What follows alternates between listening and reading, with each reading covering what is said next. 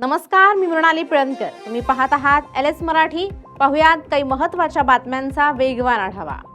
बंडखोरांच्या मतदारसंघात उद्धव ठाकरेंचे दौरे, पदाधिकारी जोडून ठेवण्याची नवी कसरत. 26 ते 29 या 4 दिवसात पहिल्या दिवशी मुंबईहून यवतमाळला येणार, दुसऱ्या दिवशी वाशिम आणि हिंगोली येथे सभा असून परभणी येथे ठाकरे मुक्काम करणार. आषाढी यात्रा वारकऱ्यांसाठी यंदा 54 विशेष रेल्वे गाड्या. पंढरपूरकडे होणारी लाखो वारकऱ्यांची गर्दी लक्षात घेऊन मध्य रेल्वेच्या सोलापूर विभागाचं व्यापक नियोजन. LPG पुरवठ्यावरील सर्व निर्बंध हटवले, सरकारचा मोठा निर्णय. व्यावसायिक आणि औद्योगिक क्षेत्रांना दिलासा. मुंबईत मंगळवारी रात्रभर पडलेल्या मुसळधार पावसानं बुधवारी आणि गुरुवारी घेतला ब्रेक. 1 ते 5 जुलै दरम्यान मुंबईत पुन्हा पावसाचा जोर वाढणार. दररोज सरासरी तब्बल 100 मिमी पावसाची शक्यता.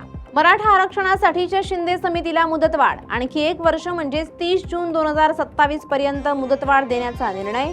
मराठा समाजाला मोठा दिलासा. NCERT 9वीच्या पाठ्यपुस्तकात आणीबाणी विषयक मजकूर. आणीबाणीच्या कालखंडावर आधारित एका नव्या भागाचा समावेश. केंद्रीय शिक्षण मंत्री धर्मेंद्र प्रधान यांच्याकडून निर्णयाचं स्वागत. मध्य रेल्वे मार्गावर 2 दिवस ब्लॉक. कल्याण बदलापूर दरम्यानच्या प्रस्तावित मार्गिका उभारणीच्या कामासाठी शनिवारी मध्यरात्री विशेष ब्लॉक घेतला जाणार.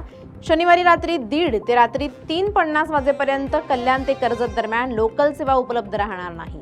महिला प्रवाशांसाठी SOS सुरक्षा प्रणाली. छत्रपती शिवाजी महाराज टर्मिनस स्थानकावर सुविधेचं उद्घाटन.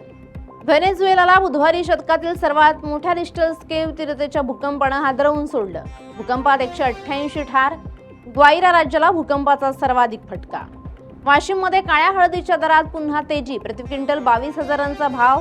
दरात झालेल्या वाढीमुळे उत्पादक शेतकऱ्यांमध्ये समाधान. या होत्या आताच्या घडीच्या काही महत्त्वाच्या बातम्या. अशाच महत्त्वाच्या बातम्यांसाठी पाहत रहा LS मराठी.